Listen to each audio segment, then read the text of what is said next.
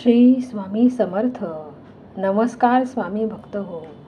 स्वामी म्हणतात, आता तुम्ही सध्या खूप तणावपूर्ण दिवस पार पाडत आहात. तुम्ही खूप संकटातून जात आहात. आता तुम्ही माझ्याजवळ धाव घेण्याची गरज आहे. मी तुम्हाला मदत नक्कीच करेन. जो माझी अनन्य भावाने भक्ती करतो, माझे स्मरण करतो, त्याच्या जीवनाचे भार आम्ही स्वतः उचलतो. तुम्हाला घाबरण्याचे काही कारण नाही. या महिन्यात तुमचे जीवन पुढील स्तरावर जाणार आहे.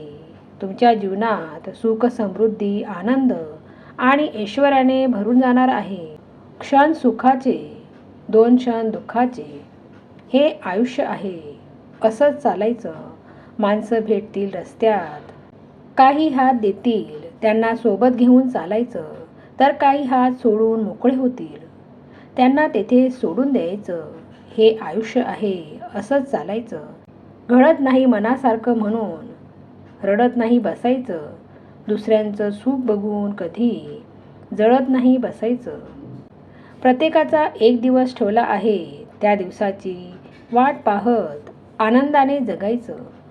जेव्हा तुम्ही आयुष्यात स्वतःवर विश्वास ठेवायला सुरुवात करतात, तेव्हा तुम्ही अर्धी लढाई स्वतः जिंकलेले असता. ज्यांच्यात हिंमत आहे त्यांनाच या जगात किंमत आहे. काही लोक म्हणतात, माझे आयुष्य खराब आहे, माझे नशीब खराब आहे, माझ्या आयुष्यात अडचणी आहेत.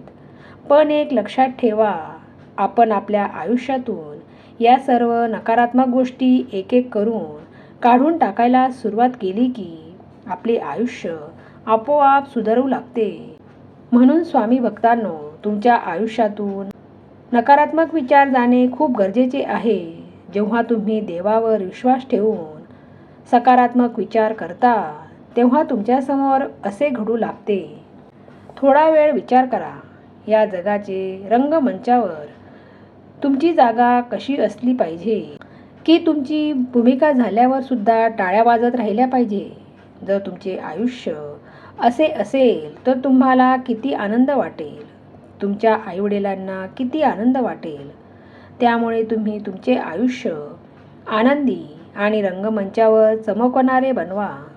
एक सुंदर उदाहरणद्वारे तुम्हाला सांगू इच्छिते.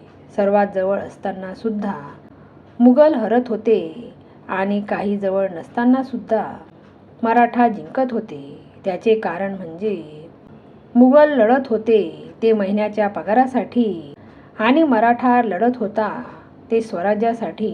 म्हणून आयुष्यात जगायचे म्हणून जगू नका, तर आयुष्यात काहीतरी करून दाखवा. ओम श्री गुरुदेव दत्त. ओम श्री गुरुदेव दत्त. ओम श्री गुरुदेव दत्त. ओम श्री गुरुदेव दत्त. ओम श्री गुरुदेव दत्त. ओम श्री गुरुदेव दत्त. ओम श्री गुरुदेव दत्त. ओम श्री गुरुदेव दत्त. ओम श्री गुरुदेव दत्त. ओम श्री गुरुदेव दत्त.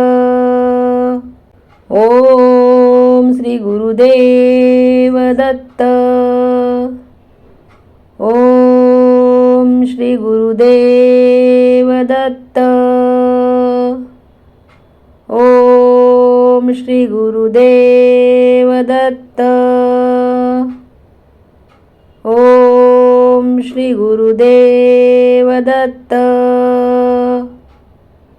ओम श्री गुरुदेव दत्त. ओम श्री गुरुदेव दत्त. ओम श्री गुरुदेव दत्त.